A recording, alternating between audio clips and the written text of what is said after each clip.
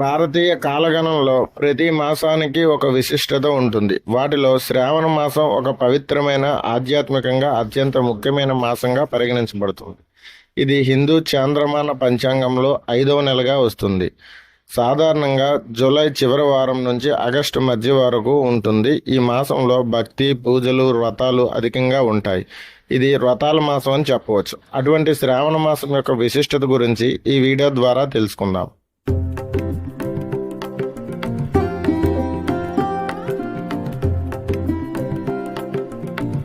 శ్రావణ మాసం శివునికి అత్యంత ప్రీతికర మాసం. సోమవారాలు, ముఖ్యంగా శ్రావణ సోమవార వ్రతాలు నిర్వహిస్తారు. ఈ వ్రతాన్ని మహిళలు మరియు పురుషులు శివుని కృప కోసం చేస్తారు. భక్తులు శివాలయాలకు వెళ్ళి అభిషేకాలు చేస్తారు. శివపార్వతులు ఆరాధించడము, శివస్తోత్రం పఠించడం కూడా ప్రాధాన్యత కలిగింది. ఈ మాసంలో ఉపవాసాలు, సత్యనారాయణ వ్రతాలు, రుద్రాభిషేకాలు జరుగుతుంటాయి. మాంసాహారాన్ని విడిచిపెట్టి శుద్ధ శాకాహారాన్ని పాటించడం వల్ల శారీరక, మానసిక శుద్ధి కలుగుతుంది. అలాగే శ్రావణ మాసంలో వరలక్ష్మి వ్రతాన్ని కూడా సౌభాగ్యం కోసం స్త్రీలు ఎక్కువగా చేస్తూ ఉంటారు.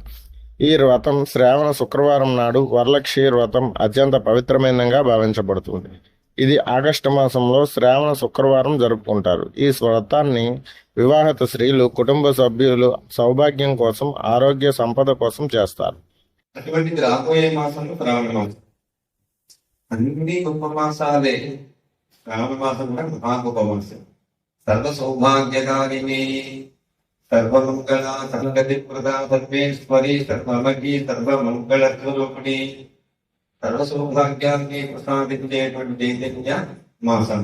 ఎందుకంటే సరస్వతీ దేవికి, వరలక్ష్మీదేవి తనంతట తానే స్వతంలో సాక్షాత్కరించి ఈ మాసం గొప్ప చైతన్య రూపంగా సౌభాగ్యాలే కాకుండా అనంతమైన ఐశ్వర్యాన్ని ప్రసాదించేటువంటి మాసముగా నీ ద్వారా ప్రపంచానికి తెలియకూడదని చెప్పి అమ్మవారు చారుమతీదేవికి ఉపదేశించారు.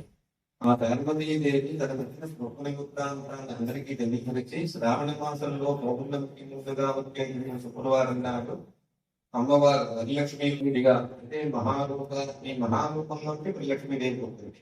ఆ వరలక్ష్మీదేవిని పూజ చేసుకుని గదిస్తూ ఉంటాము. ఇది అనాదిగా వస్తుంది. ఎన్నాళ్ళ ప్రజాలు ఇది ఎక్కడితో ఆగకుండా పూజ.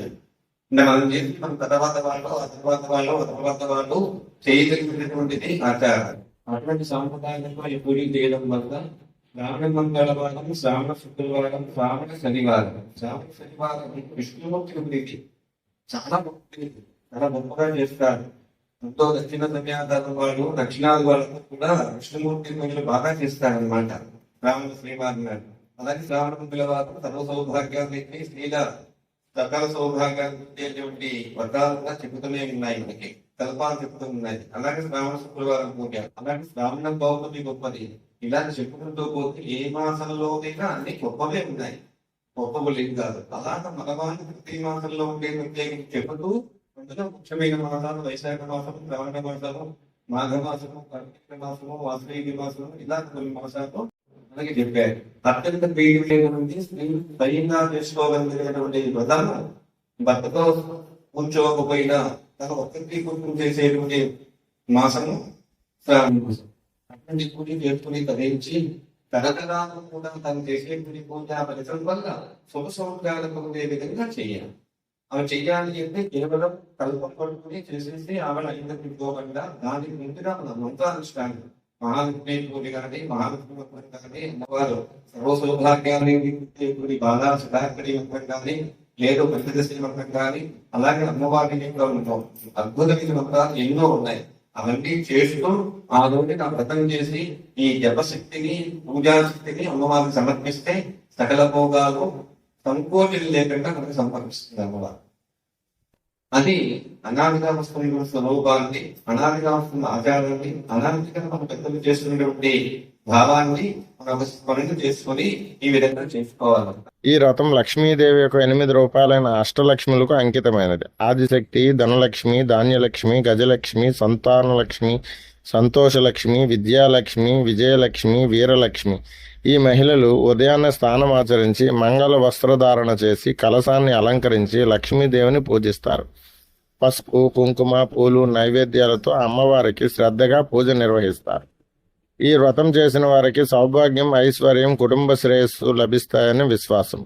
భక్త ఆయుధారోగ్యాలతో ఉంటారని, పిల్లలు సుఖ సంతోషాలతో ఉంటారని కోరుకుంటూ ఈ వ్రతాన్ని ఘనంగా నిర్వహిస్తారు. అంతేకాకుండా ఈ శ్రావణ మాసంలో వరలక్ష్మి వ్రతంతో పాటు మరికొన్ని వ్రతాలు ఉంటాయి. అది శ్రావణ సోమవార వ్రతం. ఈ వ్రతంలో శివుణ్ణి ఆరాధిస్తూ ఉంటారు.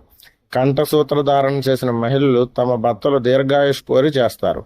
మంగళ గౌరీ వ్రతం. మంగళవారం రోజున గౌరీమాతను పూజిస్తూ చేసే వ్రతం. ఇది కూడా వివాహిత స్త్రీలకు అత్యంత శుభప్రదమైనది.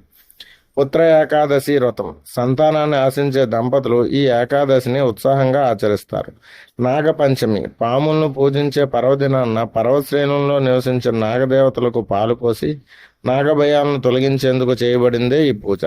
కృష్ణాష్టమి. శ్రావణ మాసంలో కృష్ణుని జన్మదినంగా జరుపుకునే ఈ రోజు భక్తి పరాయణతకు ప్రతీక.